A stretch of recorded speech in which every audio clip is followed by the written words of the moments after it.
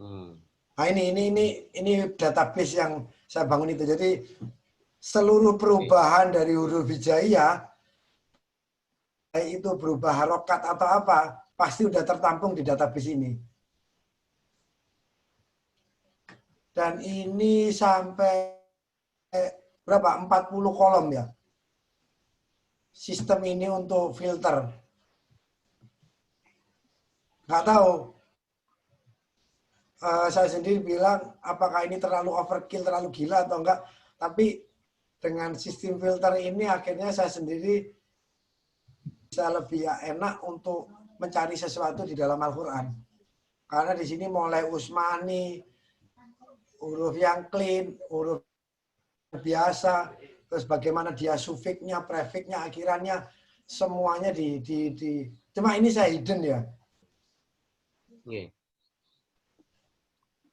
Saya hidden sehingga gampang untuk, dan ini sampai 18.333 kata, perbedaan kata yang ada di dalam Al-Quran. Nanti dari situ dia baru ada kembar 2, kembar 3, kembar 4. Sehingga di sini kita untuk khusyuk ini sendiri misalkan ini ya. Coba kita drag yang ada ain dengan kosia. Di sini ada dihitung 12. Ada 12 jenis kata khusyuk. Maksudnya ada awalan, ada ini, ada akhiran, ada sisipan. Semuanya ini diartikan tunduk, tandus, tertunduk, takut. Nah, akhirnya kalau Mas Fahmi tadi cerita, saya bisa langsung compare. Oh, berarti yang diomongkan Pak Abu Sangkan tadi ini, khauf dengan sinnya ini. Karena di sini diartikan takut, takut, takut, takut, takut. Enak kan? Ternyata walaupun pinter ngaji, kalau database-nya komplit. Sangat mendukung ya. Ya, sangat mendukung. Kita cerdas dengan teknologi ya.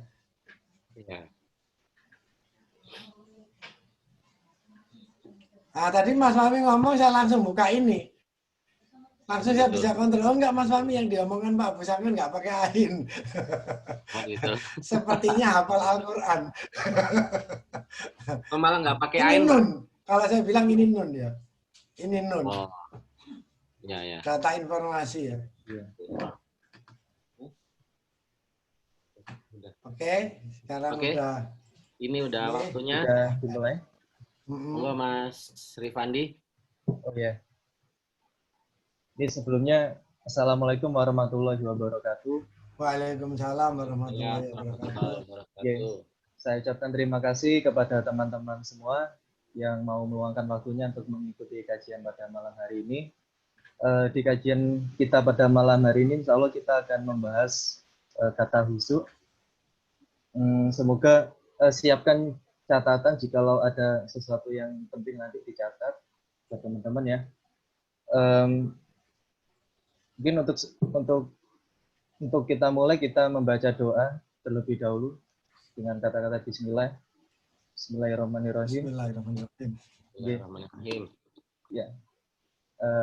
Untuk materi saya persilakan untuk Pak Didi untuk menjelaskan kata khusyuk. Terima kasih. Oke.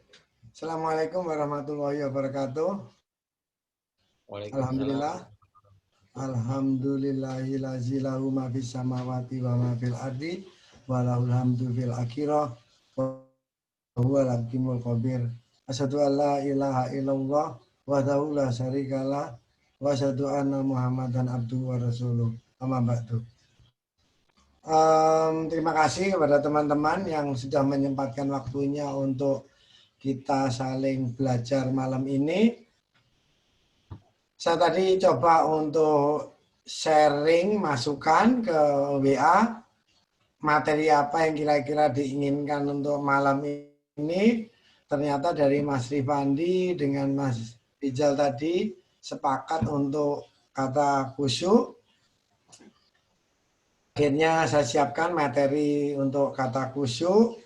Tetapi sebenarnya kata khusyuk ini sendiri harus dimulai dengan kita nanti ada gini ya, semacam Bani Israel itu harus dimengerti mana Bani Israel sebagai sejarah bahwa dia adalah bangsa Israel, mana Bani Israel secara pengertian sains, di mana dia harus dimengerti sebagai golongan orang-orang yang sukses. Jadi ini nanti kita bahas lewat itu, dan bahasan kata khusyuk ini nanti saya fokuskan kepada pengertian yang selama ini teman-teman mengerti, yaitu khusyuk hubungannya dengan sholat. Nah, ini yang mau saya benahi, tapi itu juga tidak salah karena di dalam Al-Quran khusyuk yang hubungannya dengan sholat ini hanya untuk orang yang beriman. Tetapi untuk lainnya khusyuk itu jauh lebih diperlebar lagi. Oke, untuk biar tidak ada salah mengerti, kita segera mulai aja untuk sharing ke PowerPoint. Nah ini kita bentar, saya F5. Oke. Kata khusyuk untuk huruf sahihnya kelompok kata ini berarti kelompok kata khof, shin pakai SY ya, dan ain. Untuk contoh ayat di dalam Al-Quran sebenarnya ada 4 atau 5 ya. Tetapi yang satu hanya menerangkan bagaimana orang yang bersikap khusyuk itu sendiri, yang satunya secara garis besar, tetapi ada 3 yang dia spesifik. Yang pertama di surat Al-Mu'minun 2. Di sini diawali dengan orang beriman, sesungguhnya beruntunglah orang-orang yang beriman, yaitu orang-orang yang khusyuk dalam sembahyangnya. Khusyuk di sini kosi ain ya, karena ada khusyuk juga yang dengan huruf nitin, itu nggak masuk dalam bahasan malam ini. Jadi kita bahas kata khusyuk yang hurufnya qaf, shin, ain. Ini ayat 1, lalu saya nemukan juga ayat kedua, Al-Baqarah 45. Dan mohonlah pertolongan dengan sabar dan sholat. Dan sungguhnya demikian itu sungguh berat, kecuali bagi orang-orang yang khusyuk. Nah, untuk teman-teman, Al-Baqarah ayat 40-47, itu terus terang, ini maaf juga, kalau ada yang nggak setuju juga nggak apa. Ini pendapat saya setelah mempelajari, bahwa ayat ini itu dikhususkan untuk Bani Israel. Jadi saya keluar dulu, stop sharing, saya masuk ke sharing lainnya. Nah ini. Kita masuk ke Al-Baqarah ayat 40-47 sebenarnya, 48 ada keterangan. Coba perhatikan, pada ayat 40, dia dibuka, hai Bani Israel, ingatlah akan nikmatku yang telah aku anugerahkan kepadamu. Dan penuhilah janjimu kepadaku, niscaya aku penuhi janjiku kepadamu. Jadi ayat 40 ini dibuka untuk Bani Israel agar memenuhi janjinya kepada Allah. Sehingga Allah nanti juga akan memenuhi janjinya kepada Bani Israel. Ayat ini ditutup ayat 47, diulangi lagi redaksi yang di atasnya. Hai Bani Israel, ingatlah akan nikmatku yang telah aku anugerahkan kepada kalian. Dan ingatlah bahasanya aku telah melebihkan kalian atas. Lah anehnya, ayat 47 ini Allah melebihkan Bani Israel atas segala umat. Berarti korelasinya ayat 40 untuk membuka supaya Bani Israel memenuhi janji kepada Allah, 47 setelah Bani Israel memenuhi janji. Berarti ayat 41 sampai 46 itu adalah janji yang harus dipenuhi Bani Israel kepada Allah supaya Allah memenuhi janjinya kepada Bani Israel. Dan ingat, di sini Bani Israel bermakna 2. Satu secara sejarah, dia adalah Bani keturunan Yakub. Jadi Yakub, Bani Ishak, secara sejarah adalah Bani Israel. Tetapi Bani Israel secara sains adalah orang-orang yang telah diberi Allah kesuksesan. Orang-orang yang telah diberi Allah kemampuan untuk meraih segala sesuatunya. Apa saja janjinya? 41. Supaya mereka beriman kepada yang diturunkan oleh Allah semuanya. Baik Al-Quran, Taurat, Injil. Jangan menjadi kafir. Jangan menukarkan ayat-ayat dengan harga sedikit. Ayat 42. Jangan mencampur adukkan hak yang batil. Kenapa? Ini adalah kelakuannya orang-orang yang telah sukses. Mereka suka bantah. Mereka punya pendirian sendiri. Dan mereka punya kekuatan untuk mencampur adukkan sesuatu. Makanya diingatkan untuk orang yang sukses, tolong kembali kepada Al-Quran. Jangan menentang aturannya Allah walaupun kalian sukses. Ini peringatan untuk orang yang sukses. Untuk orang yang sukses, diperintahkan oleh Allah untuk kembali kepada Al-Quran. Untuk orang yang sukses, jangan menjadi penentangnya Allah. Untuk orang yang sukses, jangan menjual ayat-ayatnya Allah dengan harga murah.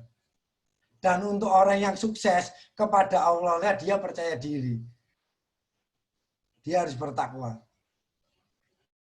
Lalu ayat 42, peringatan untuk orang yang sukses. Jangan mencampur adukkan yang hak dengan yang batil. Jangan ngambil hak patennya orang lain. Jangan menjadi white crime, menjadi kriminal. Kerah putih. Padahal mereka tahu itu. Aturan ketiga, supaya mereka sholat dan zakat. Yang aneh lagi, mereka disuruh rukuk beserta orang-orang yang rukuk. Padahal sudah ada perintah dirikanlah sholat. Tetapi ada perintah, rukuklah beserta orang-orang yang rukuk. Nah ini kita bahas lain lagi. Apa yang dimaksudkan rukuknya orang Bani Israel supaya ikut orang-orang yang rukuk. Padahal sudah ada perintah sholat. Harusnya kalau sudah dirikanlah sholat, itu sudah termasuk rukuk. Tapi enggak, dia diperintahkan rukuk bersama orang-orang yang rukuk. Apa janji yang harus dipenuhi lagi? Ayat 44. Jangan menyuruh orang lain kalau kita belum bisa mengerjakan diri sendiri. Ini untuk orang yang sukses. Jangan menyuruh orang lain sebelum kita bisa melakukan hal tersebut.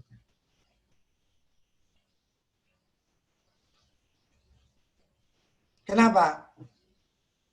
Supaya orang itu tetap sukses. Sekali kita tergantung dengan orang lain, kita gampang menyuruh orang lain, kita bersikap seperti bos, saat itulah kita menjerumuskan diri kita kepada kebodohan. Dan kalau kita menyuruh orang lain, kita sendiri sudah mempelajari, sehingga kita tahu batas mana yang bisa orang lain kerjakan. Janji apa lagi yang harus dipenuhi? 45. Untuk orang yang sukses, tolong gunakan sabar dan sholat. Kalau mereka ada problem. Dan ini sungguh berat kecuali orang-orang yang khusyuk. Jadi ini yang ditanyakan Mas Rifandi. Sebenarnya pertanyaan Mas Rifandi ini ditujukan kepada orang-orang yang sukses. Atau kelompok Bani Israel.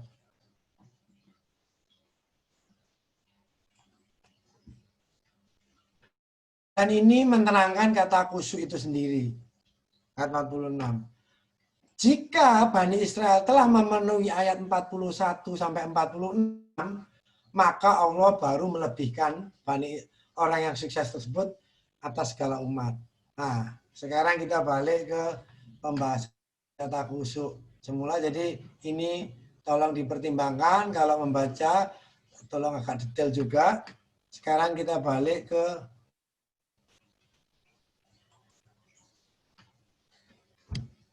ini. Jadi ayat 45 tadi Al-Baqarah ini untuk Bani Israel. Lalu ada lagi kata khusyuk. Ditujukan kepada Zakaria. Bukan kepada Bani Israel. ternyata oleh Allah, Zakaria adalah orang yang telah khusyuk. An-Anbiya ayat 90. Dan mereka adalah orang-orang yang khusyuk kepada kami. Jadi Zakaria adalah orang yang telah mampu untuk khusyuk kepada Allah. Nah, sekarang kita kupas. Setelah kita masuk ke ayat-ayat, contoh ayat, sekarang mari kita kupas pembahasan. Nah, sekarang saya mau tanya ke Mas Fahmi udah, atau Mas Ifandi, sebelum saya mulai.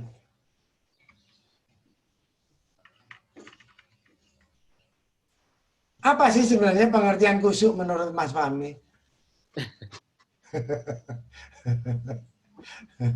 Jadi hurufnya sendiri kho bermakna lambat.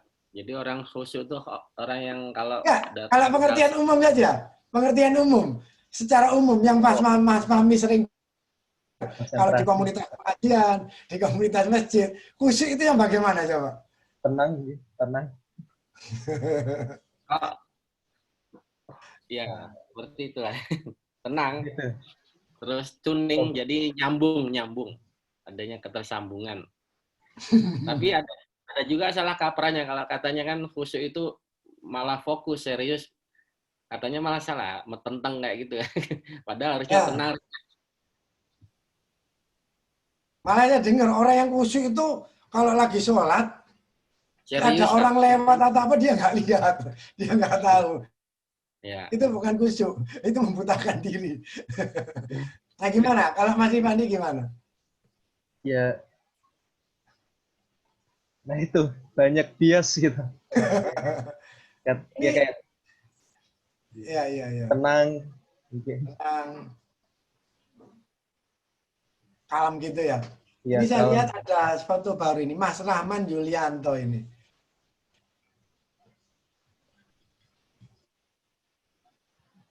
Mungkin bisa ditanyakan. Jadi ini, oke, nanti kita, akhirnya sekarang kita kadang-kadang kata khusyuk itu hanya dihubungkan dengan sholat. Iya. Iya. Mana sholat saya khusyuk. Sehingga mereka mencari khusyuk itu sendiri, sampai akhirnya nggak khusyuk.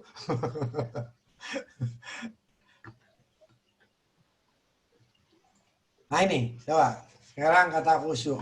Khof, shin, ain. Khof, ini makna khof.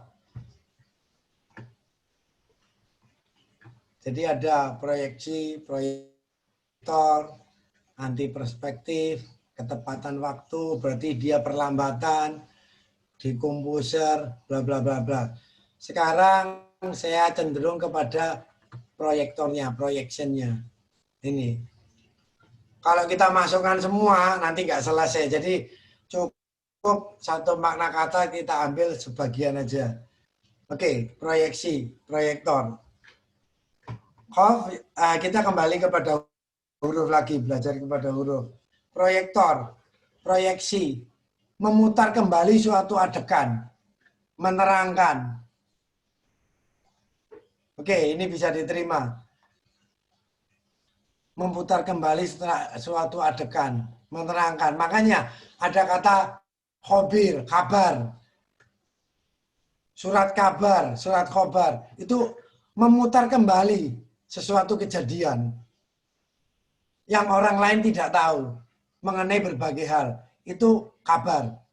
Jadi surat kabar adalah sebuah surat atau tulisan di mana dia menulis kembali, memuat kembali, menerangkan segala sesuatu yang tadinya orang tidak tahu mengenai berbagai hal, apapun mereka tulis. Itu surat kabar. Itu kita juga perluas, bisa juga menerangkan itu description atau gambaran. Ini saya ambil dari Wikipedia.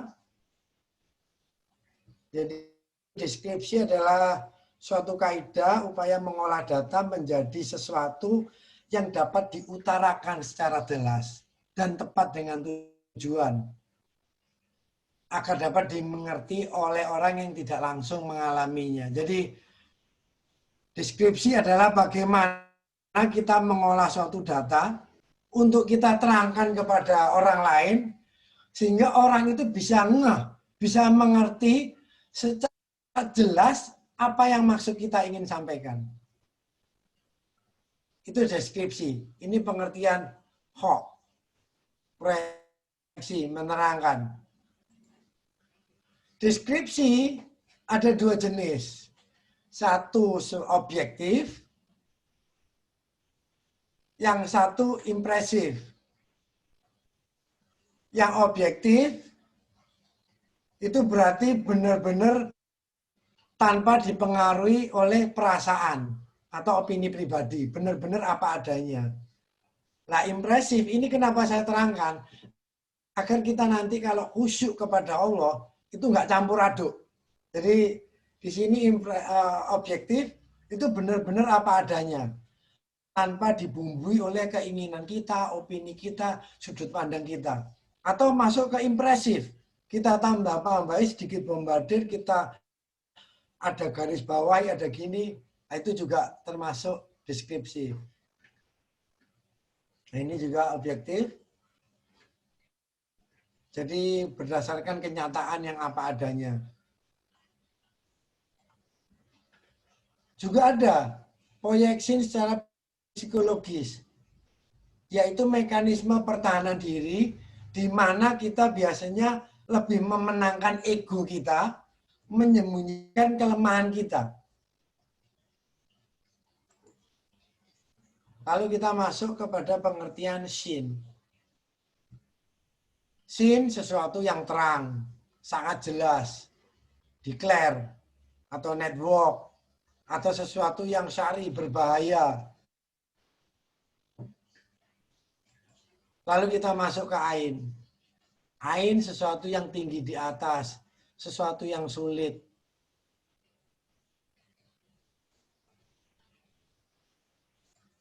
Nah, sekarang kita coba terangkan. Jadi, yang namanya khusyuk adalah mendeskripsikan, mengutarakan, memutar kembali apa-apa yang telah kita jalani, alami, sin, dengan sangat terang, dengan gamblang, ain, secara detail. Ini makna pertama dari khusyuk. Kita ambil dari pengertian proyeksi. Jadi orang yang khusyuk itu adalah orang yang bisa mendeskripsikan, bisa menerangkan secara jelas kepada orang lain apa-apa yang dia mau, dia alami, agar orang lain bisa jelas mengerti secara gamblang, secara terang, dan juga detail. Makna pertama. Kedua, dia juga bisa mendeskripsikan, mengutarakan tentang bahayanya dia secara detail, kekurangannya dia, kesalahannya dia, kejahatannya dia.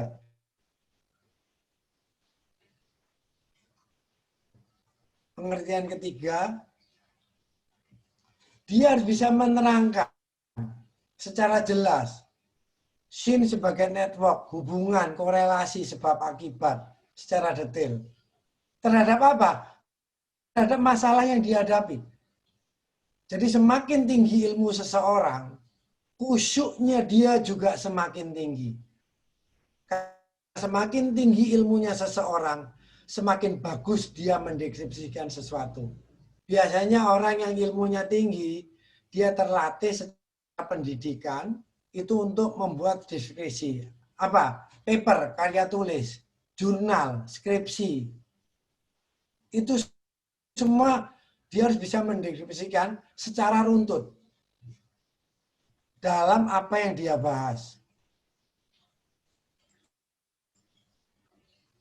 Khusyuk juga bisa mendeskripsikan, mengutarakan, memutar kembali, menerangkan apa yang dia alami, menerangkan apa yang dia inginkan tentang semua hal tentang sin tadi kepada ain yang di atas.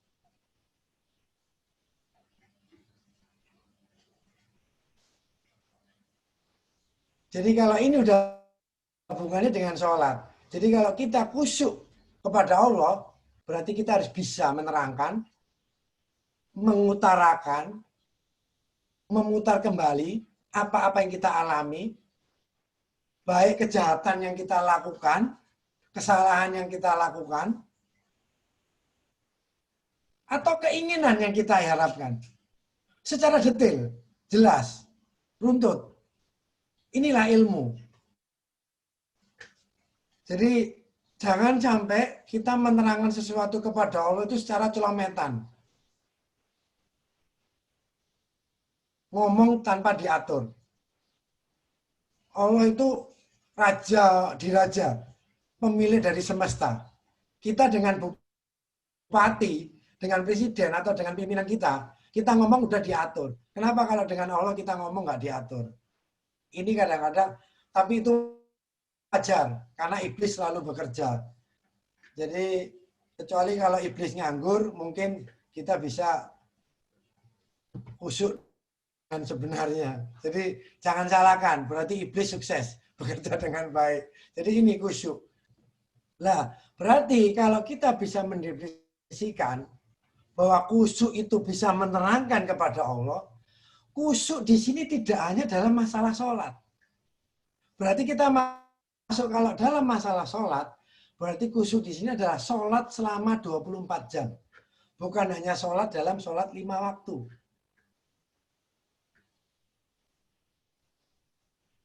Jadi kalau kita sebenarnya misalkan saya khusyuk kepada Mas Fahmi atau khusyuk kepada teman-teman sekalian dalam malam ini, pembelajaran malam ini, berarti saya harus bisa menerangkan secara detail, runtut, bagaimana pengertian mengenai kata-kata tertentu. Sehingga teman-teman bisa mengerti dengan jelas, secara detail juga.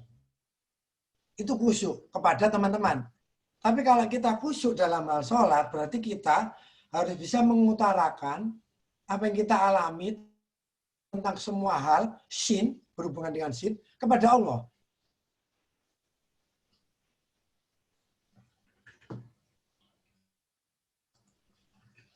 Itu tadi makna khusyuk sebagian dari Hof sebagai proyektor, proyeksi.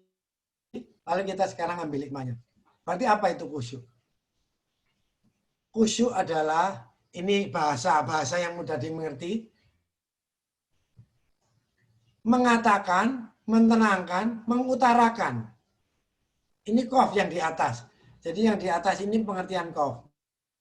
Apa yang telah terjadi maupun apa yang kita rencanakan.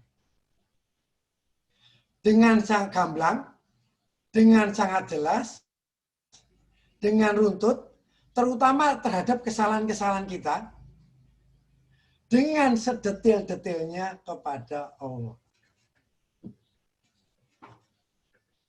Kenapa tentang kesalahan kita? Secara psikologis, proyeksi, orang cenderung menyembunyikan kesalahannya. Orang itu punya pertahanan untuk menyembunyikan kesalahannya. Sehingga dengan dia bertahan menyembunyikan kesalahannya, dia bisa menolak kebenaran.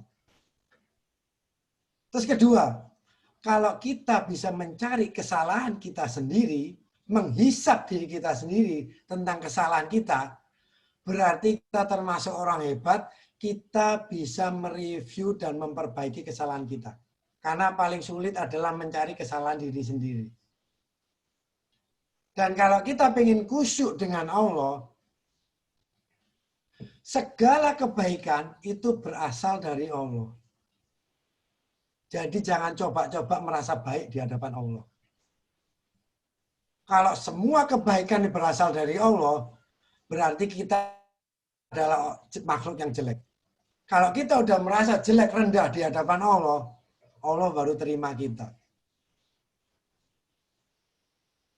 Kalau kita bisa membuka kesalahan kita sendiri, bisa menghisap kita sendiri, jadi kesalahan itu nggak perlu dibuka di akhirat. Kita sudah bisa memperbaiki di dunia ini. Ini perlunya khusyuk. Jadi terangkan kepada Allah, ya Allah, saya tadi bertengkar dengan orang. Orang itu yang salah, ya Allah, saya pasti benar, saya pasti gini. Batal, selesai urusan. Tapi kalau kita, ya Allah, saya tadi bertengkar dengan orang. Saya tadi menegur orang. Maksud saya baik, ya Allah. Tapi mungkin saya juga ada salah, ya Allah. Mungkin cara menegur saya yang salah. Atau menegur saya yang terlalu kasar. Jika aku berbuat salah, ya Allah, tolong maafkan aku. Maafkan juga kebodohanku, ya Allah. Dan tambahlah ilmuku. Seperti doanya Nabi Sulaiman. Kalau ada kesalahan, diutarakan kepada Allah, minta maaf, karena kesalahan itu termasuk kebodohan, karena bodoh, minta ditambah ilmu. Akhirnya dengan kita mengakui kebodohan kita dapat ilmu. Tapi kalau kita mengakui kebenaran kita ngotot benar di hadapan Allah, buat apa? Kita nggak bakalan dapat apa-apa. Ya, katanya malaikat, kalau kamu udah merasa benar, ya sudah, percuma kamu ngadep Allah. Lakukan yang benar menurut kamu. Di Al-Quran juga sering disebut, orang pasti memandang baik segala sesuatu perbuatannya. Nah, di sini ya. Kalau kita berani khusyuk kepada Allah, berarti kita harus berani membongkar borok kita sendiri di hadapan Allah. Tapi, jangan usah khawatir. Kalau kita membongkar borok kita di hadapan Allah, nggak ada yang tahu. Karena Allah Maha menyimpan rahasia. Tapi kalau kita khusyuk terhadap orang lain, kita bongkar rahasia borok kita, jangan khawatir. Selisih 2 hari akan beredar di media sosial. Jadi ini. Jadi dengan kita khusyuk kepada Allah, kita nggak perlu curhat ke orang lain. Kita akan menjadi pribadi yang independen. Loh, kita juga perlu curhat ke orang lain untuk sharing. Kita karena masuk sosial, tapi tolong, kalau kita bisa mengutarakan kepada Allah dengan detail, berarti kita bisa membicarakan hal ini dengan orang lain juga dengan cara yang baik. Nah, sekarang kita masukkan pengertian khusyuk ini kepada ayat-ayat tadi. Sekarang kita masuk ke Al-Mu'minun. Sesungguhnya beruntunglah orang-orang yang beriman, yaitu orang-orang yang khusyuk fi sholatihim, di dalam sholatnya atau di dalam sembahyangnya. Ini ayat pujian atau sindiran?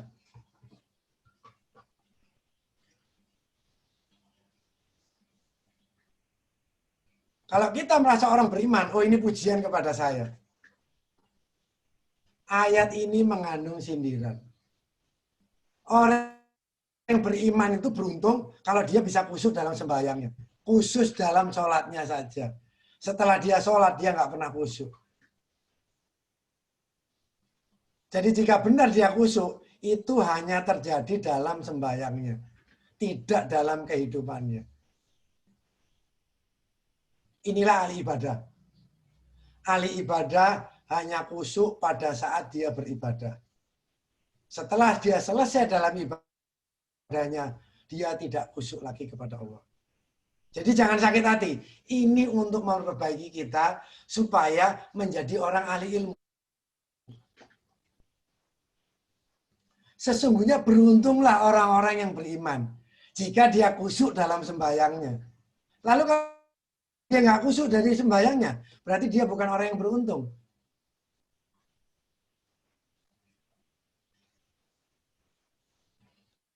Nah inilah, kita selama ini hanya mengartikan kata khusyuk pada saat kita sholat 5 waktu.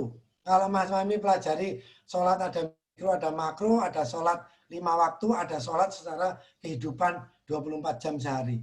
Orang ini hanya khusyuk dalam sholat 5 waktu. atau dalam sembahyangnya, mungkin sunahnya atau apanya.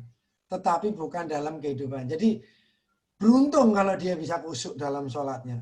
Kalau enggak, ya sudah selesai urusan. Sekarang kita masukkan ke Al-Baqarah 45.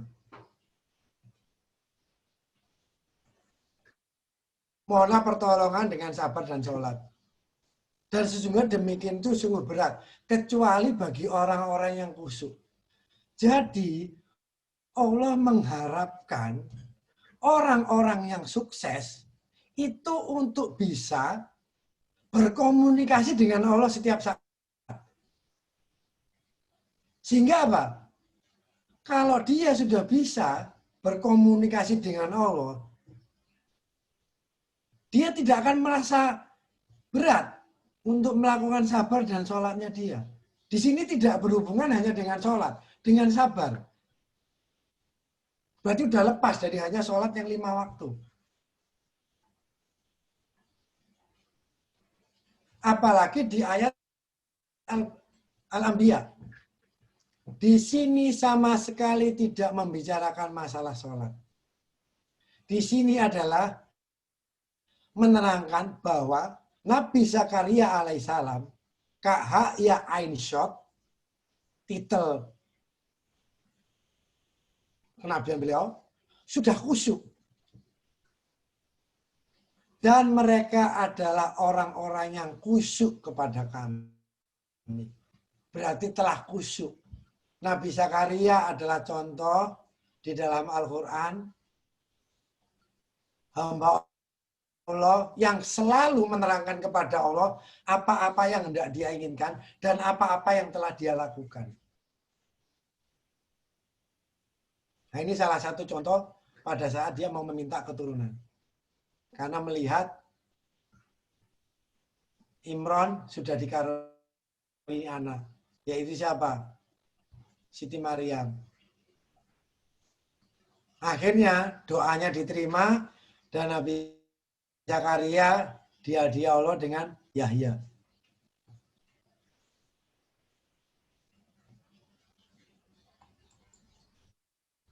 Dan ini lagi. Lihat caranya Nabi Zakaria.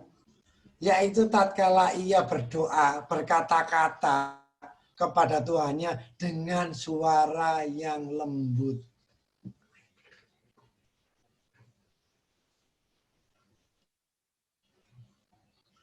Jadi Nabi Zakaria ini telah. Untuk orang yang sukses diharapkan khusyuk. Untuk orang-orang yang beriman khusyuknya kurang. Harus dia tingkatkan. Pertama dia beriman, kedua dia harus jadi orang yang sukses. Jadi pertama, oke, kita latih di dalam sembahyang kita dulu untuk khusyuk kepada Allah. Setelah itu kita jadi ahli ilmu. Jadi ahli ilmu, kita akhirnya menjadi orang yang sukses. Diharapkan khusyuk secara 24 jam. Apapun yang terjadi dalam hidup kita, minimum 5 kali kita laporan kepada Allah setiap hari. Jadi persoalan tidak ditumpuk-tumpuk dan tidak terlupa. Kejadian antara Isya dengan subuh, kita laporkan kepada Allah. Kejadian antara subuh dengan duhur, kita laporkan lagi kepada Allah. Antara duhur dengan asar, kita laporkan lagi. Curhat kepada Allah. 5 kali minim sehari. Pernah nggak kita lakukan curhat? Untuk orang yang sukses, diharapkan mau curhat kepada Allah. Tapi ingat, iblis tidak tinggal diam. Jadi jangan berharap semuanya berjalan mulus. Jadi untuk orang-orang yang beriman, iblis akan menghalangi supaya dia nggak khusyuk baik dalam sholatnya maupun dalam hidupnya. Kalau orang itu sudah sukses, jangan sampai dia khusyuk dalam kehidupannya. Jangan sampai dia menjadi seperti Nabi Zakaria. Jadi disinilah. Lalu apa sebenarnya? Lari dari hal semua ini. Rangkuman kesimpulan dari semua ini. Ini. Qul huwallahu ahad. Surat Al-Ikhlas. Inilah capaian yang ingin dituntun oleh Allah. Kenapa kita harus khusyuk? Surat Al-Ikhlas adalah sepertiga dari Al-Quran. Makna pertama dari Qul huwallahu ahad adalah katakan, ya Allah adalah Ahad Esa. Itu makna pertama. Lalu bagaimana kalau kita punya makna kedua? Qul, katakan kepada dia Allah itu pertama. Jadi, khusyuklah, curhatlah kepada Allah itu pertama kali.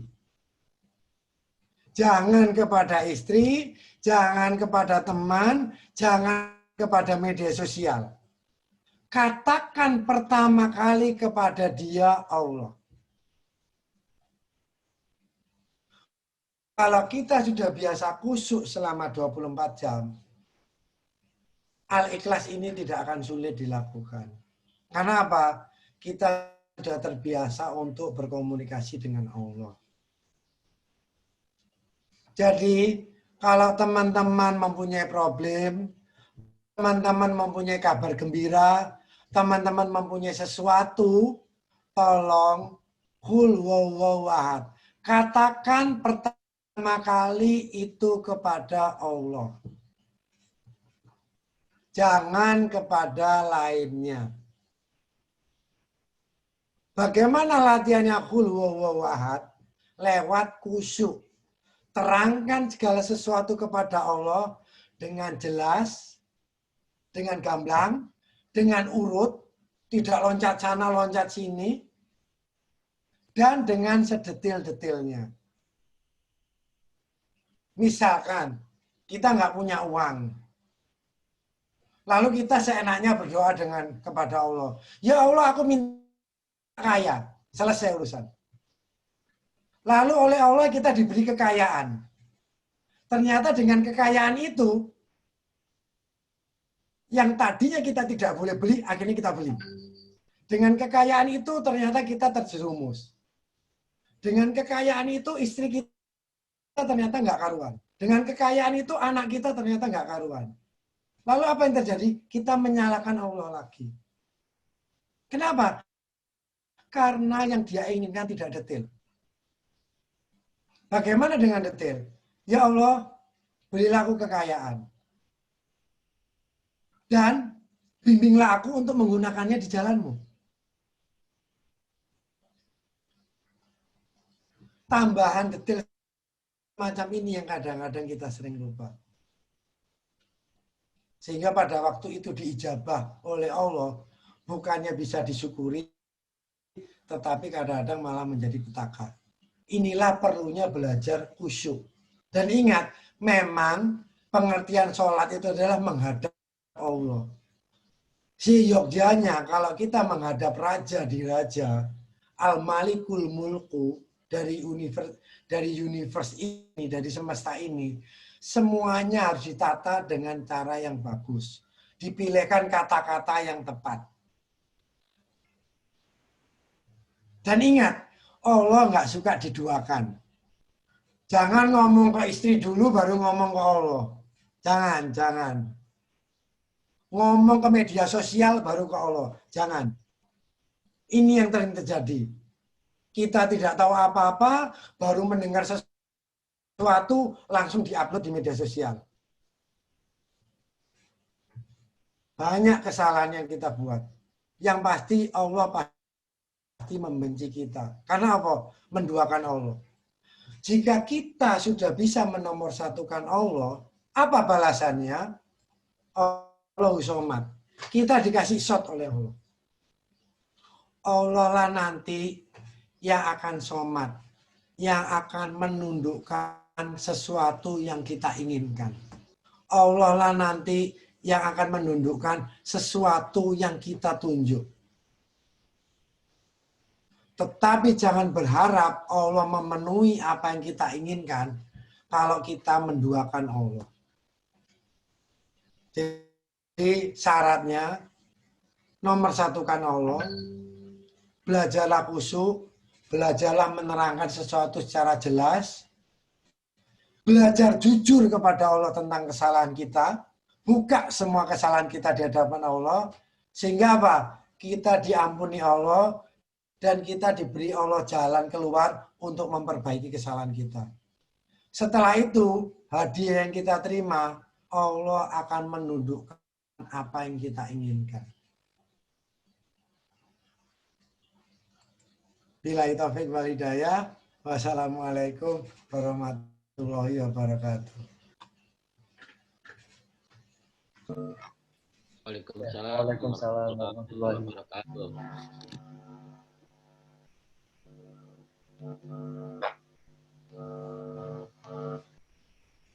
Ya, demikian kajian mengenai kata khusyuk barusan. Jadi kita diharapkan untuk dengan khusyuk ini kita berkomunikasi langsung ya dengan Allah mengenai apa-apa yang kita lakukan, mengenai kesalahan kita, mengenai planning kita. Diharapkan kita komunikasikan langsung dengan Allah ya Pak Didi. Ya, yang pertama kali. Ini kita berkomunikasinya itu untuk harus sefrekuensi atau gimana sama Allah? Pastinya iblis ini kan yang mengganggu kita untuk mengganggu kita supaya kita tidak busuk ini supaya kita kompatibel frekuensinya dengan Allah. Pastinya kan biasanya kita kayak merasa nggak pantas ngomong pada saat itu. Nah itu supaya kita memiliki hubungan yang personal dengan Allah secara langsung itu bagaimana dalam sholat kehidupan? Pembelajaran. Belajar dulu.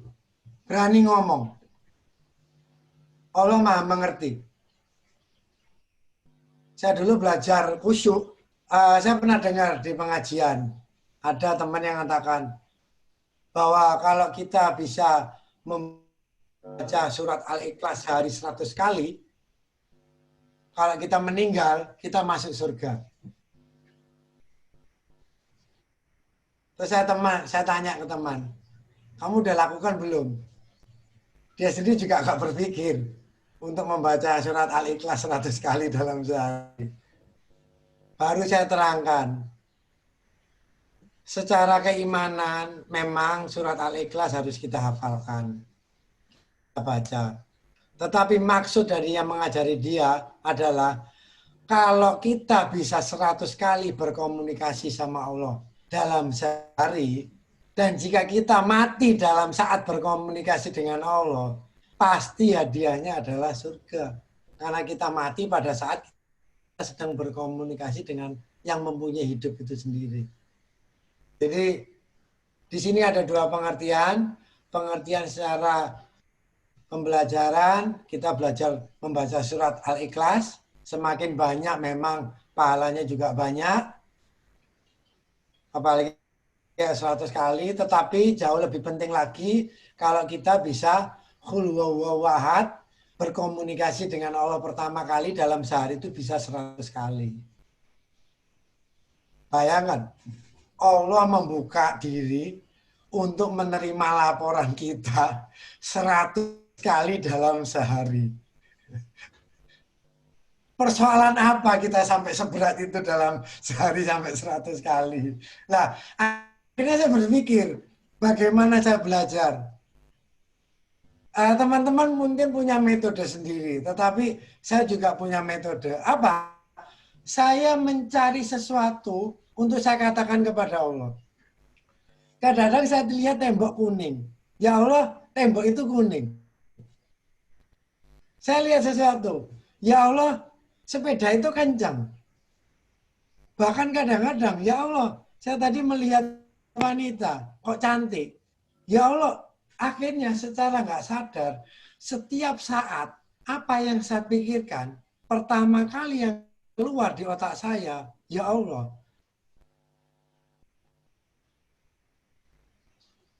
Itu pembelajaran saya pertama kali untuk bisa meraih banyak komunikasi dengan Allah. Karena apa? Kadang-kadang saya tidak menemukan sesuatu yang vital menurut saya dalam kehidupan saya. Tetapi sebenarnya kehidupan kita tiap detik adalah vital. Karena dengan Allah mencabut jantung kita tidak berdenyut hanya 30 detik, selesai urusan kita. Kita berjalan dalam detik ke-10 di depan ada lubang, kita injak, kita masuk dan selesai urusan. Makanya Rasulullah sendiri nggak ada putus-putusnya berkomunikasi dengan Allah. Saya sendiri untuk pembelajaran akhirnya, yaitu tadi, saya mencoba segala sesuatunya, saya coba omongkan dengan Allah. Melihat sesuatu yang takjub, membuka buku. Ya Allah, ini kok seperti ini. Buka lagi sesuatu lainnya. Ya Allah, ini kok seperti ini. Sehingga apa? Dengan itu kita lakukan setiap hari, akhirnya kita nggak sadar. Ternyata kita telah melakukan banyak komunikasi dengan Allah. Lah mulai saat itulah kita rubah sedikit cara kita berkomunikasi.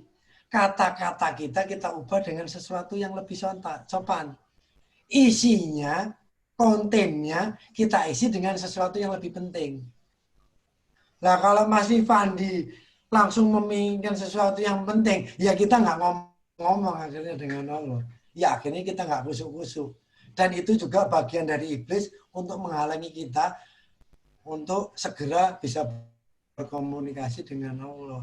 Itu jadi Mas Fandi jangan takut, selama kita punya niat yang bagus dengan Allah, kita jaga kata-kata kita, laporkan segala sesuatunya kepada Allah. Mas Fandi mau main ke rumahnya teman. Ya Allah, kalau saya main ke rumahnya ini bagaimana ya Allah? Kira-kira bagus enggak? Ya Allah, bagaimana dengan cara seperti ini? Ya Allah, bagaimana kalau saya ke sana? Ya Allah, bagaimana kalau saya enggak jadi pergi? Semuanya komunikasikan dengan Allah. Anggap Allah itu ada. Selama ini kadang-kadang kita menganggap Allah itu enggak ada. Kita menganggap Allah itu ada kalau pas sholat. Begitu kita masuk bisnis, Allah itu enggak ada. Yang ada itu antara kita dengan klien, antara kita dengan partner kita. Kita lali lupa ngomong sama Allah duluan. Sebenarnya kalau kita mau ngomong dengan klien kita, sebelum kita ngomong dengan klien kita harus ngomong dengan Allah dulu. Ya Allah, saya nanti mau ketemu si A. Saya mau bos bisnis ini. Nanti yang bisa bicarakan adalah ini. Ini agak riskan ya Allah. Jangan sampai saya tertipu atau saya menipu dia secara nggak sengaja. Bimbing aku ya Allah di jalanmu. Selesai urusan. Baru ngomong ke klien. Huruf. Ini juga gitu. Sebelum saya terangkan ke teman-teman, saya udah terangkan dulu kepada Allah. Sehingga apa? Kalau saya salah, Allah maklumi. Saya nggak lancang. Saya udah ngomong dulu ke Allah. Sehingga kalau saya salah, satu, Allah maklum. Kedua, saya berarti masih ada kebodohan. Ketiga, ada kesempatan untuk minta tambahan ilmu. Keempat, saya nggak perlu tanggung jawab lagi nanti di akhirat. Karena udah ngakui kesalahan saya sekarang. Dan mau dibimbing Allah untuk pengajian berikutnya. Nanti setelah pengajian baru saya istighfar. Siapa tahu dalam menerangkan kepada teman-teman, yaitu tadi, ada sesuatu yang subjektif, yang saya tambah-tambahin menurut emosional saya. Ini sebenarnya nggak boleh. Tapi itu termasuk dalam manusiawi. Tetapi itu harus saya mintakan ampun kepada Allah. Sehingga saya berharap kalau emosi saya ikut, emosi itu termasuk sesuatu yang disetujui oleh Allah. Tetapi jika emosi itu bukan yang diridhoi Allah, semoga Allah mengampuninya. Di sini akhirnya apa?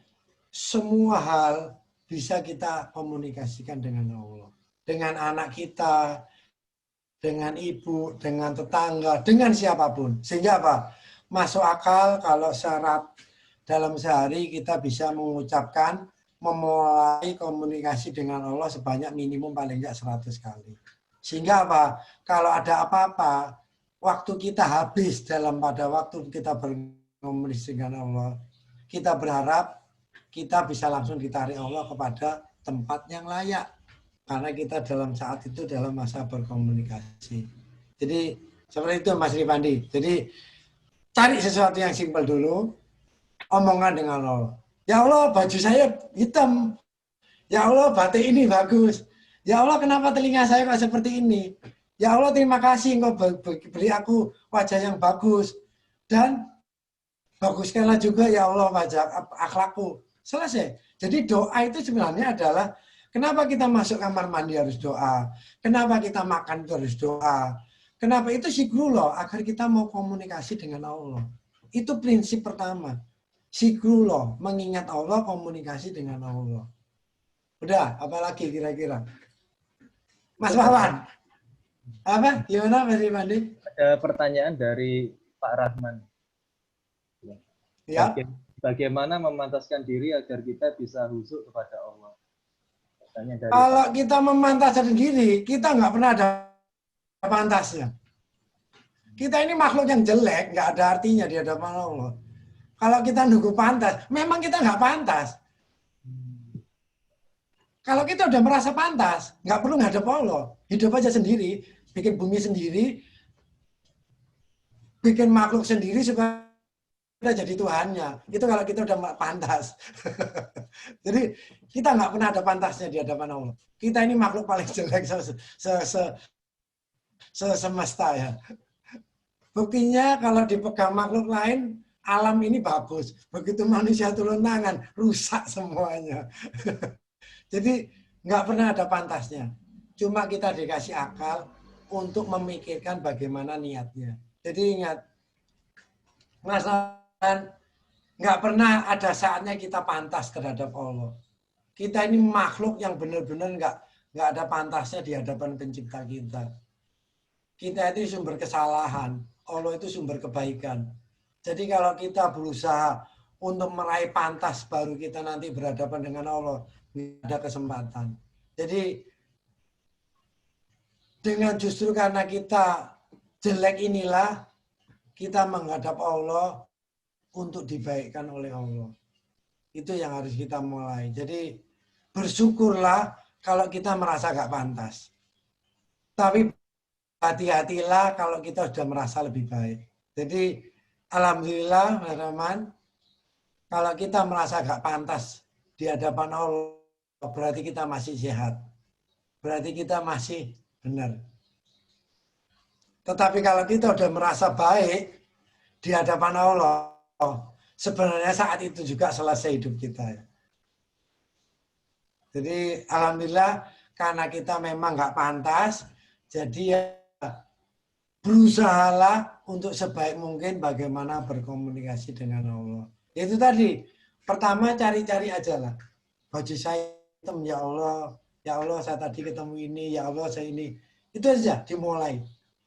Justru sehingga pada saat anak pun meminta sesuatu, ya Allah, ya, tolong belikan aku sepatu. Apa jawaban saya? Ya Allah, anak saya minta sepatu. Walaupun mungkin saya punya uang, tapi saya harus bilang ke Allah dulu. Ya Allah, anak saya minta sepatu. Dengan cara seperti itu, saya tahu uang saya, rezeki saya, itu asalnya dari Allah. Sehingga apa yang saya lakukan terhadap anak saya bukan berkata ke anak saya, ya dek, nanti ayah belikan. Itu berarti saya sombong. Tetapi saya berkata, ya dek, nanti kalau Allah sudah ngasih rezeki, ayah belikan. Sehingga apa? Mulai dini, kita perkenalkan ke anak saya untuk tidak menyebut aku, tapi untuk menyebut Allah.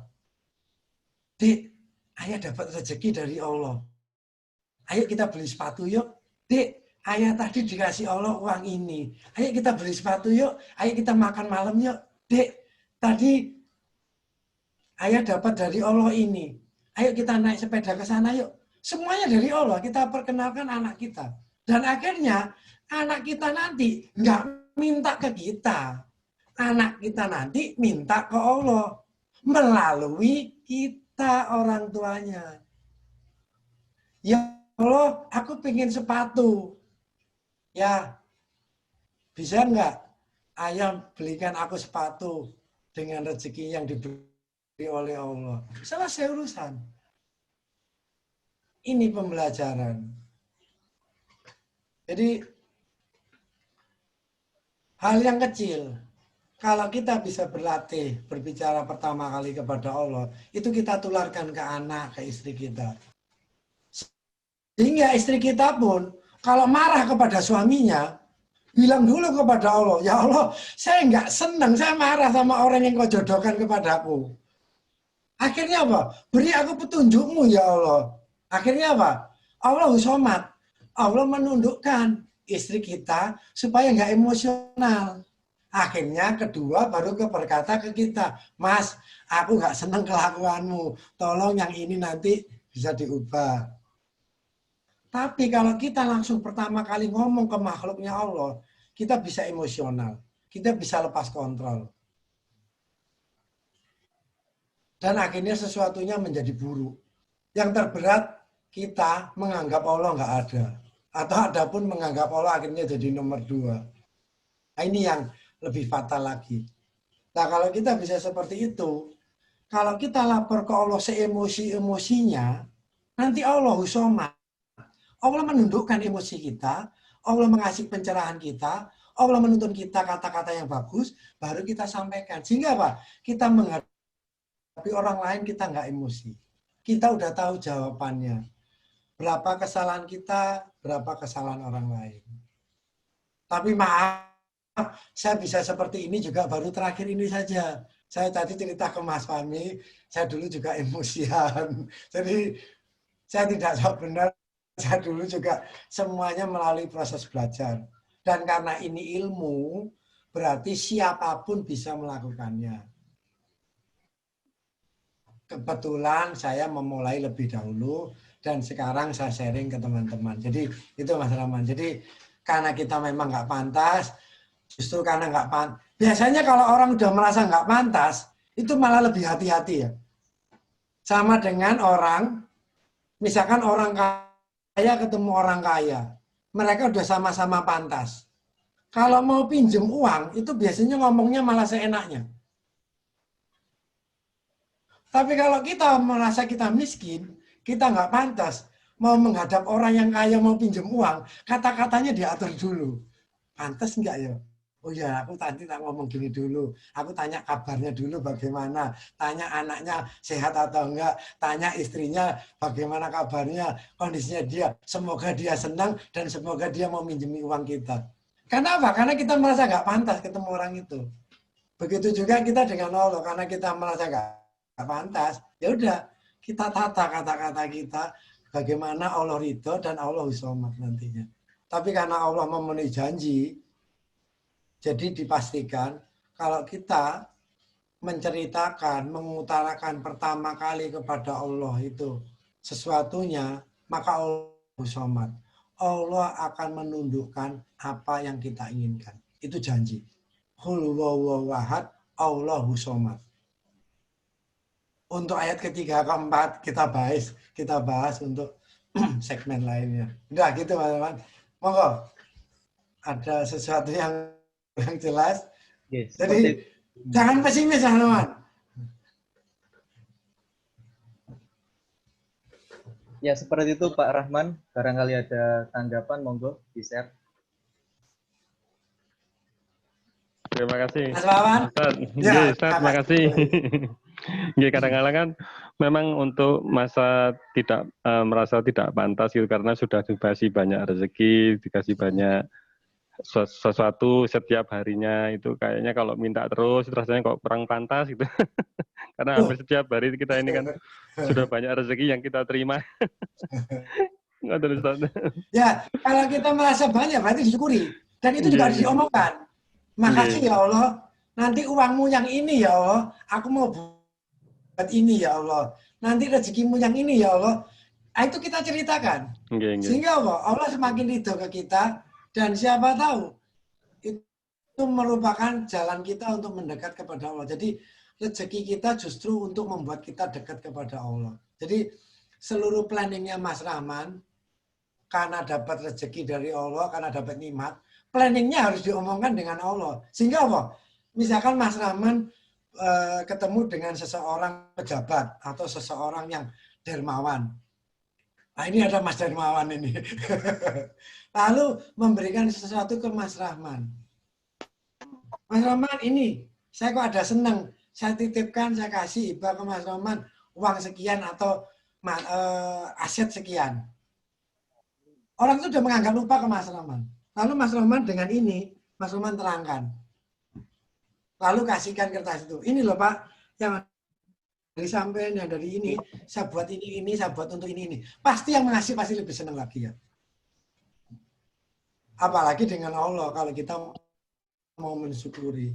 Nah, biasanya justru kalau kita habis dikasih Allah, kita lupa.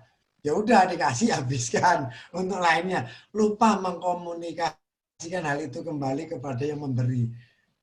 Allah nggak apa-apa, malaikatnya yang marah-marah. Karena apa? Allah itu pengampun.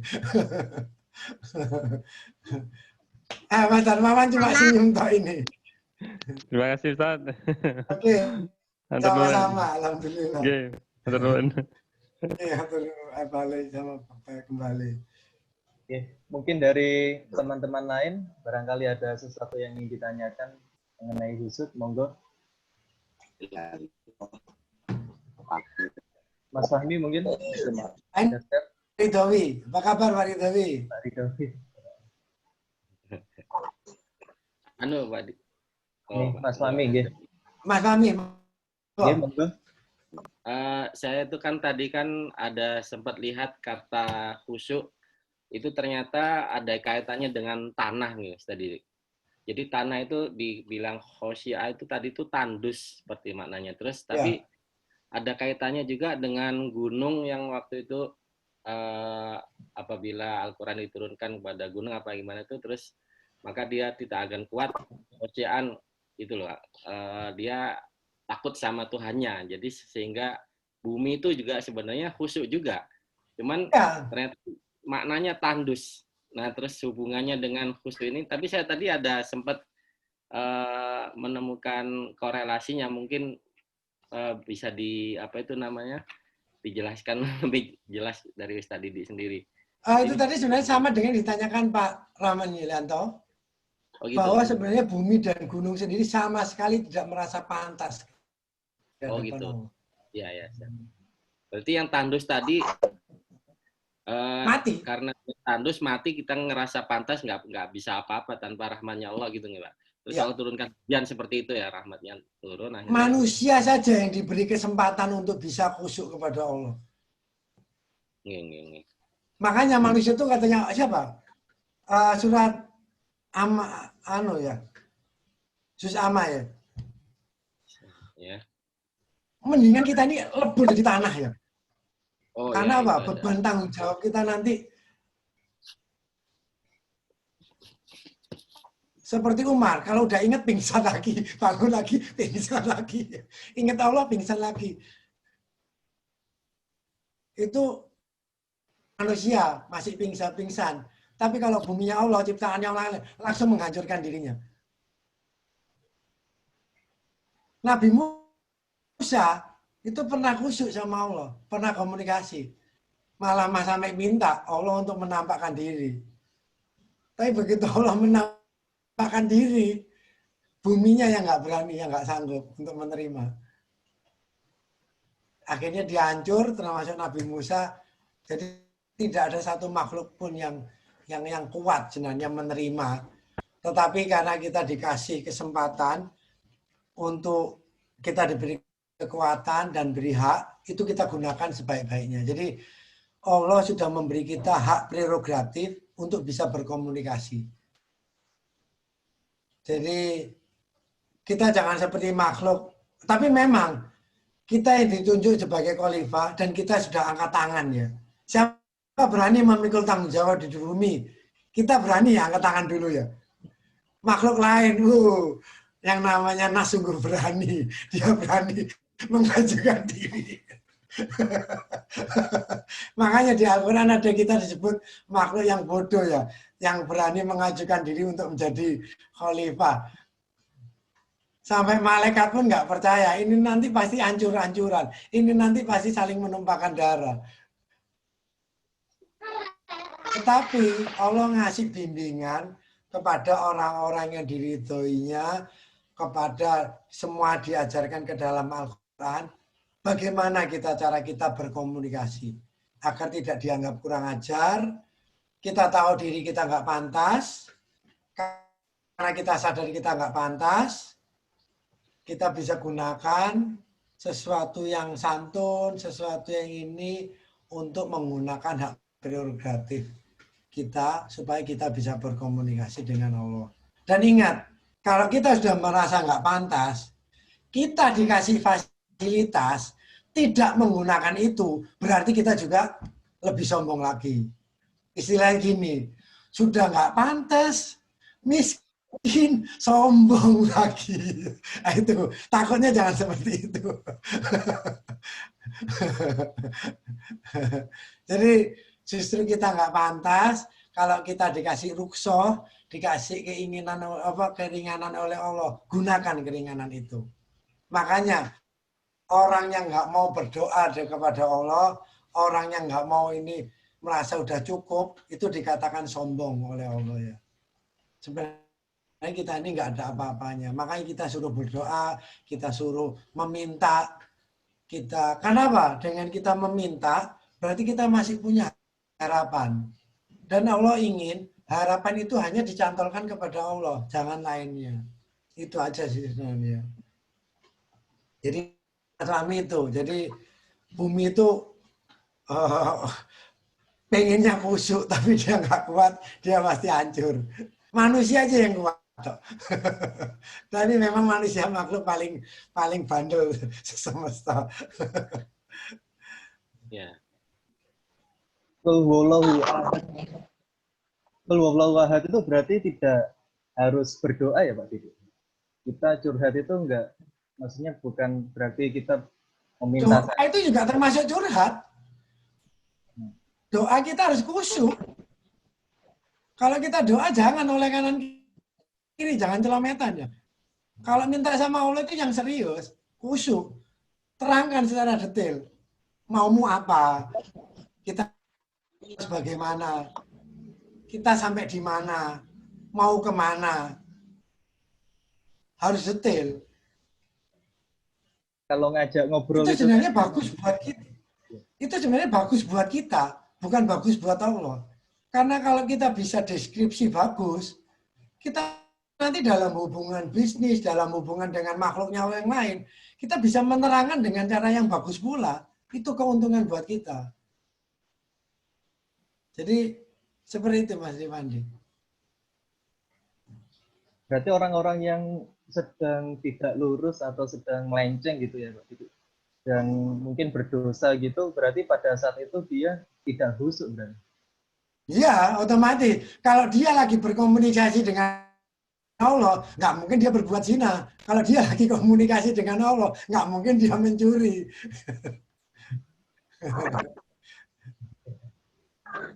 Kalau orang itu sedang berkomunikasi dengan Allah, nggak mungkin dia korupsi. Dalam sholat yang 24 jam ini. Dalam sholat yang 24 jam.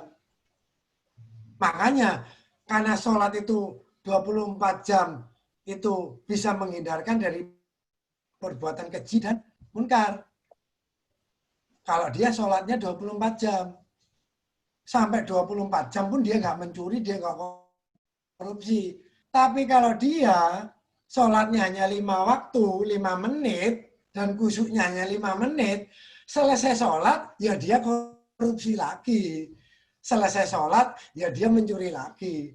Selesai sholat, ya dia minum-minum lagi. Selesai sholat, ya dia bisa zina. Karena dia apa? Khusyuknya, sholatnya hanya 5 menit, 10 menit, pas di masjid itu saja.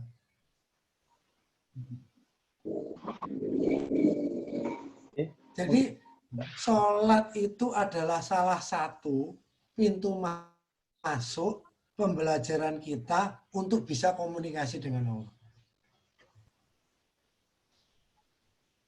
Itu Mas Rifani. Jadi kenapa sholat itu sesuatu hal yang penting? Itu adalah latihan kita pertama kali mulai kecil untuk terbiasa, membiasakan diri menghadap Allah.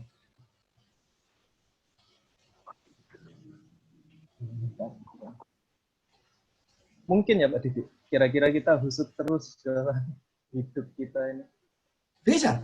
Itu tadi 100 pertanyaan kepada Allah dalam sehari. Tidak harus tentang kebaikan atau maksudnya Semuanya. Terutama kesalahan-kesalahan kita. Selama kita masih menyalahkan orang lain, kita belum khusus secara sempurna. Cari kesalahannya Mas Rifandi sendiri. Itu jauh lebih susah. Daripada mencari kebaikan Mas Rifandi, daripada mencari kesalahan orang lain. Itu lebih susah mencari kesalahan diri kita sendiri. Kalau kita bisa mencari kesalahan kita, itu manusia hebat ya. bisa. Oke. Jadi kita nggak perlu dihisap. Kita hisap duluan diri kita ya. Makanya hisap itu adalah approaching terhadap implementasi yang bak. Kalau kita bisa mencari bak itu sendiri saat ini di dunia, itu hebat. Kesalahan kita yang kita tersembunyi, yang kita nggak tahu, kita berusaha cari. Sehingga kita bisa menghisapnya sekarang.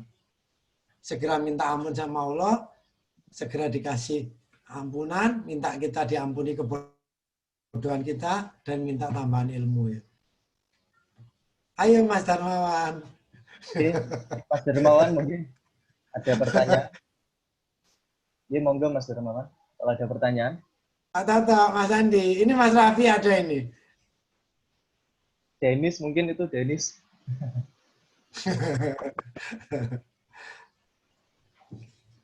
Oke, Mas Darmawan monggo. Ya, assalamualaikum Mas. Ya, Kedengaran ya Mas? Waalaikumsalam warahmatullahi wabarakatuh. Terima kasih nih Mas Didi. Ikut gabung nih. Alhamdulillah. Gimana kabarnya Medan?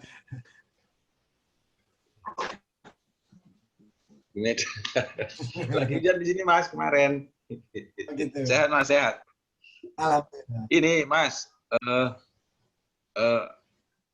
tentang kata khusyuk yang dihubungkan dengan apa itu ya? Yang orang-orang yang tertunduk saat pandangan mereka tertunduk itu Mas.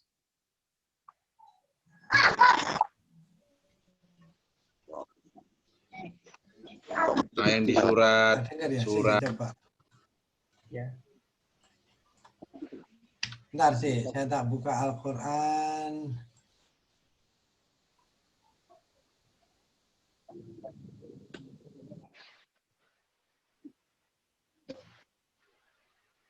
Surat 6843 Al-Qalam. Surat 48 Al-Qalam ya. Iya.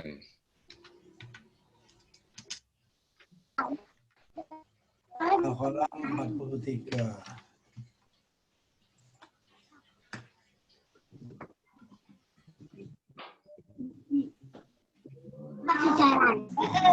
Ini kejadian. Ini pada nanti hisab ya. Terus Khosyiah. Ya. Iya, ya benar Mas.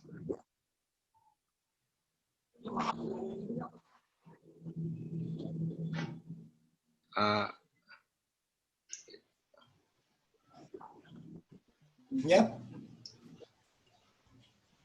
Dari ayat itu, ini kan semacam ada gambaran tentang kehidupan nanti di akhirat. Ya. Jadi kondisi yang di ayat ini disampaikan, diinformasikan ada pandangan yang tertunduk. Nah, ini pandangan yang tertunduk yang dimaksud di sini, apakah orang-orang yang selama di dunia itu tadi tidak mau mengungkapkan, menguraikan kejelekan-kejelekan sehingga di akhirat nanti justru malah itu yang diungkapkan kejelekan-kejelekannya di akhirat sehingga dia menjadi orang yang tertunduk gitu, Mas. Kira-kira gimana maksudnya itu, Mas? Ini. Satu, bisa seperti yang maksudkan oleh Mas Darmawan. Yang kedua, coba kita artikan satu persatu ya. Khosiatan absaruhum tarhatuhum zila. Tertunduk pandangan mata menimpa mereka kehinaan. Ini sebenarnya salah satu lainnya. Mata mereka itu bisa menerangkan, berkomunikasi, mengkomunikasikan bagaimana kondisi mereka sebenarnya. Jadi yang khosiah, satu, mereka tunduk, pandangan mata mereka itu yang menerangkan kondisi mereka yang hina. Jadi kalau kita sekarang khosiah kepada Allah, mulut kita yang berkomunikasi ya. Tapi kalau di akhirat nanti mata kita yang mengencara. Semacam Mas Darmawan, ada orang kelihatan matanya sedih.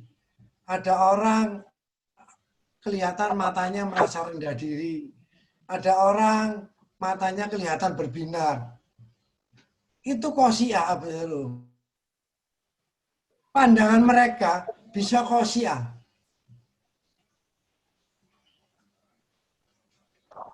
Apa yang dikhosiahkan pandangan mereka? Rasa keterhinaan mereka.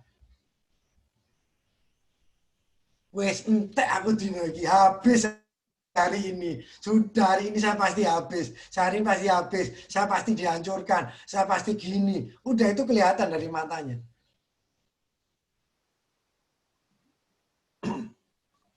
Jadi makanya kadang-kadang kenapa ayat ini nggak saya sentuh. Hal-hal semacam ini agak sensitif. Ini sebenarnya untuk advance, tapi nggak apa-apa karena kita tanya jawab. Karena apa? Kita sudah berani memaknai kedua dari tafsir. Jadi apa yang diartikan oleh Al-Quran itu semuanya benar oleh ahli-ahlinya. Tetapi seperti qul huwallahu tadi, katakan dia Allah Esa, itu benar. Tetapi makna yang kedua, katakan kepada Allah yang pertama, itu juga harus kita lakukan. Semacam ayat yang ditanyakan oleh Mas Darmawan itu tadi. Pandangan mereka tunduk ke bawah, diliput ke. Karena apa? Dulu pada waktu dia nggak mau khusyuk. Seperti Mas Darmawan katakan tadi. Karena dia nggak pernah komunikasi dengan Allah. Karena dia nggak pernah butuh Allah. Berarti orang itu satu.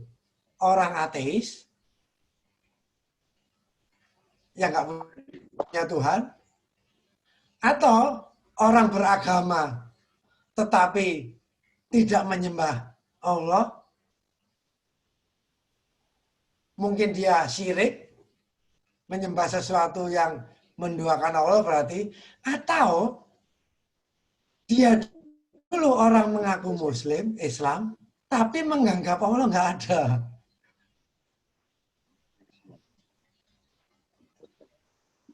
Sekarang begitu semuanya dibuka di akhirat, seperti yang ditanyakan istrinya Rasulullah, Aisyah. Pada waktu Rasulullah menerangkan bahwa nanti pada waktu hisab semua orang itu telanjang. Rasulullah tanya ke Rasulullah, apa nggak malu ya Rasulullah? Rasulullah mengatakan, pada hari itu ada rasa malu karena manusia itu penuh dengan ketakutan. Semua orang merasa nggak selamat dan itu karena apa? Semua orang nggak boleh berkata-kata selain yang ditunjuk. Kelihatan tuh hanya dari raut muka dan mata. Itu kita udah merasa habis hari itu. Semacam udah nggak ada harapan. Kita salah di hadapan hakim, masih bisa untuk nyuap. Atau culik kalau mafia istrinya hakim. Tapi nanti di hadapan Allah, mata kita hanya berkata satu, habis aku hari ini, selesai udah. Jadi ayat ini memang satu sisi menceritakan bagaimana tertunduknya mereka merasa nggak pantas tadi di hadapan Allah. Karena pada saat hidup dia nggak pernah khusyuk. Disinilah akhirnya Mas Dermawan harus paham bahwa untuk menerangkan kata-kata di dalam Al-Quran, bahasa Indonesia maupun bahasa lainnya tidak bisa mewakili. Satu kata di dalam Al-Quran, bayangkan, hampir 1 jam saya ngomong. Ini sesuatu hal yang luar biasa. Padahal ini belum menyentuh sedikit dari ilmu nyawa yang luar biasa. Jadi inilah kenapa kita harus ekstra hati-hati dalam memahami Al-Quran. Kita harus benar-benar teliti dalam membaca Al-Quran. Juga kita boleh menggunakan ilmu, tapi juga harus sedikit konservatif, sedikit hati-hati. Sehingga tidak, itu tadi, Quran bukan hanya milik kita sendiri ya. Quran itu diturunkan Allah untuk semua manusia. Jadi itu hak semua manusia, jadi kita juga nggak bisa seenaknya. Dan kita juga ada ulama-ulama terdahulu yang kita juga harus hormati, di mana mereka juga lebih tinggi keimanannya kepada Allah, lebih ilmunya, lebih mampu, sehingga kita juga nggak seenaknya menyalahkan mereka. Kita bisa seperti ini sekarang itu juga karena tuntunan mereka ya. Jadi kalau kita bisa cerdas sekarang, itu sedikit banyak atas jasa mereka juga ya. Jadi kita walaupun kita cerdas, kita juga harus hati-hati ya. Karena Mas Dermawan menanyakan, ya oke lah, akhirnya saya terangkan juga Al-Qalam ini untuk masalah khusyuk kepada Mas Dermawan. Jadi mata kita yang mengkomunikasikan. Mata kita yang berharap ampunan hari itu ya.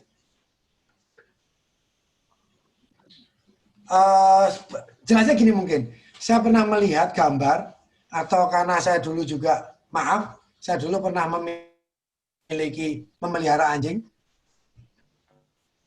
Di foto internet, teman-teman juga bisa cari. Bagaimana anjing kalau merasa bersalah. Lihat matanya.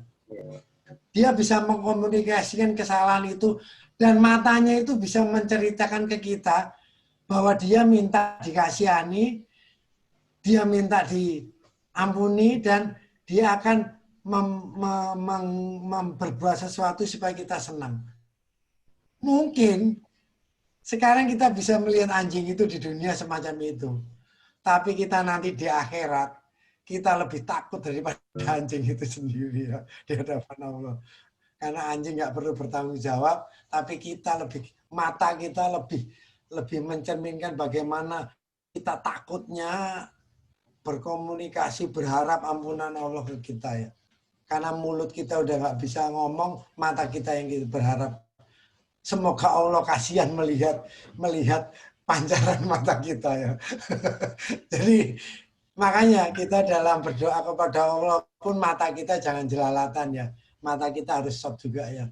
Mata kita harus sedikit berharap-harap cemas.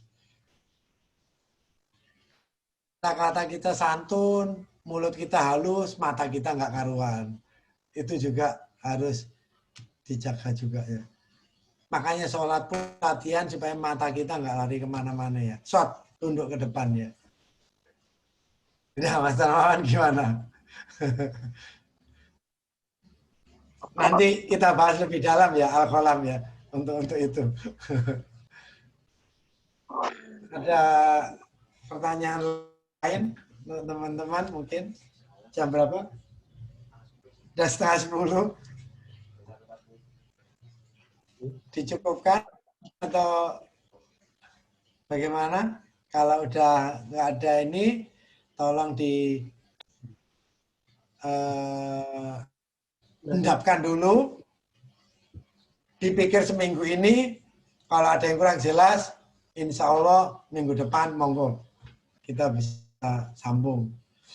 Mungkin gitu dulu Mas Rifandi ya, Mas Fahmi. Oh, saya kembalikan ke moderatornya. Karena sudah tidak ada pertanyaan, kalau nanti kalau teman-teman masih ada sesuatu yang belum paham, bisa di-sharing di minggu depan atau ditanyakan ke grup mengenai sesuatu yang masih belum jelas. Kajian pada malam hari ini mengenai kata khusus kita cukupkan pada saat ini.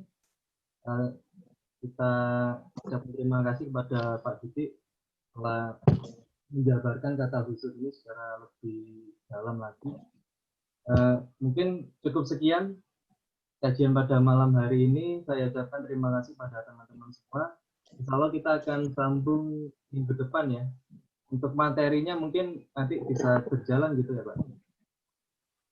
Materi bisa saya tentukan, tapi juga bisa saya dapat bantuan input dari teman-teman, kira-kira apa yang dibahas, nanti baru apa nanti kita keluarkan. Jadi saya juga nggak menutup kemungkinan, monggo teman-teman yang menginginkan sesuatu ditulis di WA, siapa tahu itu jadi inspirasi, bisa jadi masukan untuk menjadi pembahasan selanjutnya. Gitu Mas Rifandi.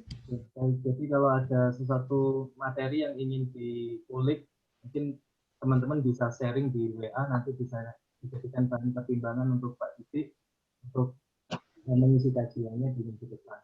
Oke, mungkin untuk malam hari ini cukup sekian. Saya ucapkan terima kasih. Untuk kajian malam ini saya tutup. Insya Allah akan kita sambung di minggu depan. Bila taufiq wal hidayah. Wassalamualaikum warahmatullahi wabarakatuh. Waalaikumsalam warahmatullahi wabarakatuh. Terima kasih.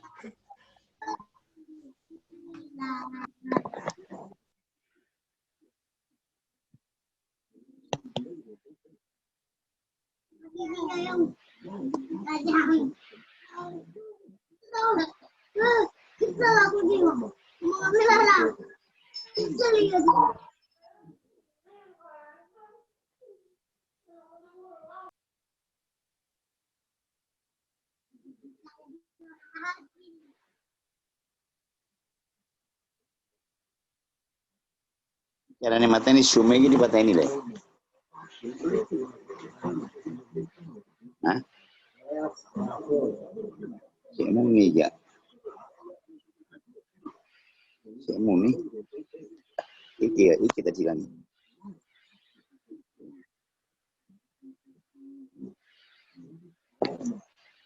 Iki iki. Iki bocah iki. Enggak iki. Mau muni kayak gini. Berarti itu dibuat wes.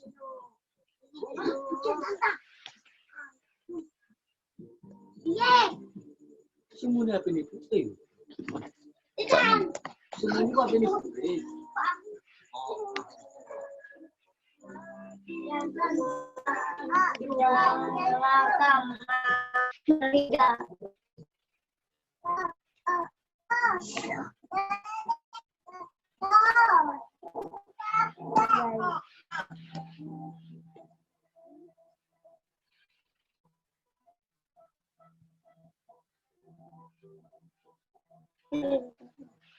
Andai.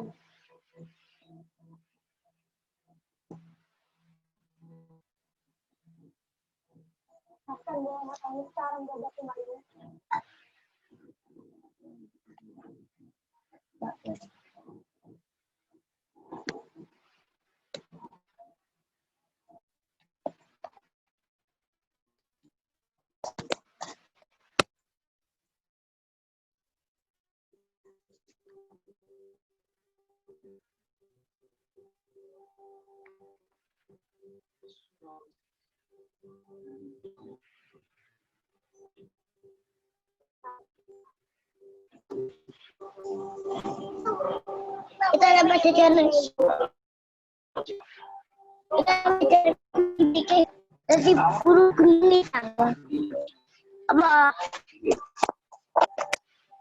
Tadi jadi kunci-kunci semua. Sekarang jadi racun, ayo ke kalah ya Kong. Oh, itu pakai mahkota segala itu.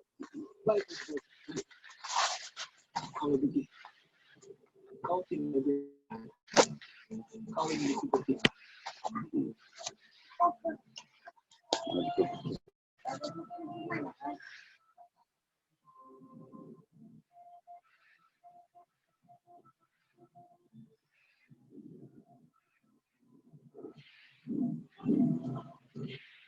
ambil raja.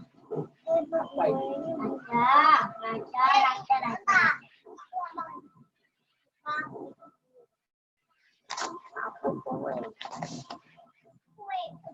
Udah kue, mau makan.